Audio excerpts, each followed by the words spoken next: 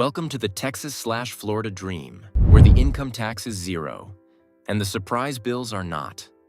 Everybody compares house prices and stops there. But the real budget killers are the boring ones you pay forever. Property tax shifts, storm risk insurance that can run 2 to 4 times higher in some areas, and maintenance that keeps coming even when you swear you downsized. This video is basically an affordability lie detector. We're going line by line through the hidden categories AARP flags. Healthcare access, taxes, housing fees, insurance, upkeep, utilities, so you don't move twice. Before we move on, please take a moment to subscribe to the channel and like the video. So let me ask you the uncomfortable question. If moving to a cheap state with no income tax is such a cheat code, why do so many people feel broke 6 months after they arrive? Because most moves get planned like a flex. You open a spreadsheet, type in your old state tax rate, subtract it, and then you screenshot Zillow like you just hacked the system. Look, bigger house, lower payment, no state income tax. We're basically rich now. And then everyone stops doing math like the assignment ended. The first paper cut is property tax because it doesn't care about your vibe. It cares about valuations and rules. And in the popular, affordable destinations, valuations can climb fast, sometimes because everyone else had the same brilliant idea as you. Then your tax bill rises even if you didn't touch a single thing in the house. You pay it every year, forever. It's not a one-time moving cost. It's rent you pay to the county for the privilege of owning the roof. And don't sleep on the rate shifts and policy changes. If local budgets expand, if exemptions tighten, if assessments reset on purchase, your cheap house can come with a tax bill that escalates like a subscription that keeps adding features you didn't ask for. You can cut streaming services. You can't cancel property tax without doing something extreme, like selling the place. Now let's talk about the weird detail that trips up retirees and near retirees. No income tax doesn't mean your retirement money lives in a magical tax bubble. Different states treat retirement income differently depending on what it is. Pension, 401k withdrawals, IRA distributions, Social Security, investment income. Some gets friendly treatment, some doesn't, and the rules can depend on your age, your filing status, and where the income is sourced. And this is where people accidentally create the two-state tax headache. You move, but your money trail doesn't. Maybe you still have income tied to your old state. Maybe you kept a rental. Maybe you're doing part-year work. Maybe you never fully cut residency ties because your driver's license and voter registration and doctor and we come back every summer habits kept 1 foot planted. Congrats. You just turned taxes into a custody battle. Here's the mini story I see over and over. A household moves for tax savings. First year feels fine because moving is a blur and everyone's still in that honeymoon stage where the grocery store is so cheap. Then the annual property tax bill lands and it's chunky, like a second car payment that shows up once a year and demands respect. At the same time, local sales tax starts quietly skimming every errand. Home Depot run, dinner out, school supplies, a new vacuum because the old one died in transit. It's a constant tip jar you never agreed to. So, practical tool time. You need an after-tax reality check worksheet. 1 page, no vibes. You list every annual tax and fee you'll actually pay, property tax, local sales tax estimate based on your spending, vehicle registration, local assessments, HOA or municipal fees, and any remaining state tax exposure from income that still gets taxed somewhere. Then you compare that total to your current state, not just income tax. Because these costs don't spike once, they creep. And when you're on a fixed income, or even just a fixed salary, variable taxes are how affordable turns into, we might have to move again. The real trap behind the zero income tax dream is simple. The bill doesn't disappear.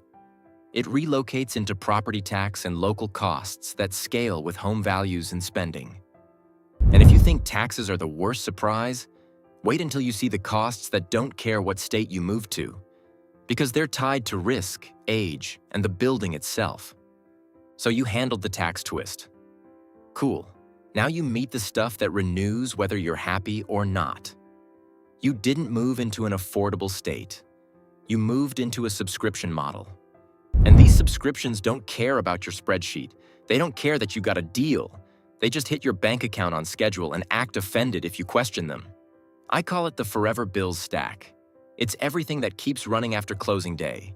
Health coverage, homeowner's insurance, auto insurance, utilities, routine maintenance, and the random service fees that show up because your neighborhood has an HOA with feelings. Zillow never shows you that stack. Zillow shows you a kitchen. First landmine. Healthcare access. If you're on Medicare Advantage, a lot of those plans are regional. You cross a state line, and suddenly your doctor is out of network. Your preferred hospital is not covered, and the plan you liked back home simply doesn't exist where you moved. So you switch plans, and the new one can push more cost onto you through deductibles, co-pays, and out-of-pocket maximums. The research example is brutal because it's so normal. One move from Pennsylvania to North Carolina forced a plan change, and the result was about $2,500 more per year in out-of-pocket costs because of network limitations. Same person, same age, same body, new zip code, bigger bill, and prescription drugs can pile on too. The same brand name medication that had a $45 copay on the old plan can jump to a $95 copay on the new plan because the drug sits on a different tier in that region. That's not medical inflation. That's geography doing cardio on your budget. Second landmine. Insurance. Homeowners insurance in storm-prone zones can run 2 to 4 times higher. Read that again. 2 to 4 times. And people still treat it like some mysterious force that cannot be known until after they buy. It's not a maybe. It's a quote. You can request it before you put in the offer, and you should, because it can turn a cheap payment into a monthly punch in the throat. Same with car insurance. If the area has higher accident rates or higher theft, your premium doesn't care that you're a careful driver. It prices the neighborhood, not your personality. Third landmine. Utilities. The bill everyone underestimates because it's boring. Electricity rates vary so much that the exact same habits can cost wildly different amounts. California can run around 31.8 cents per kilowatt hour, while Idaho sits around 11.9 cents. That's not a small gap. That's the same toaster, triple the price.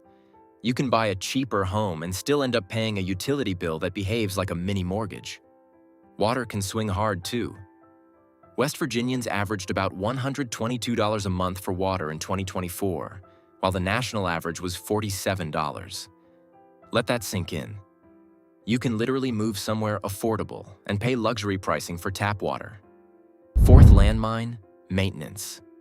Even if you downsized, you didn't downsize entropy. Stuff breaks, stuff leaks. Stuff gets old and chooses violence on a random Tuesday. The standard guidance is to budget 1% to 4% of the home's value annually for upkeep, and labor rates vary a lot by region.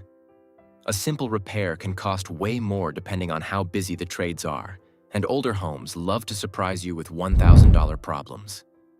Then there's the stealth boss level, retirement housing structures like CCRCs. They're marketed as smooth and worry-free, but the money setup can get heavy fast. Entrance fees often average $300,000 to $400,000, and you can still pay monthly charges on top of that. Plus, costs can climb as care needs increase, and not every monthly fee covers what people assume it covers, like utilities, meals, laundry, or transportation. So here's the payoff.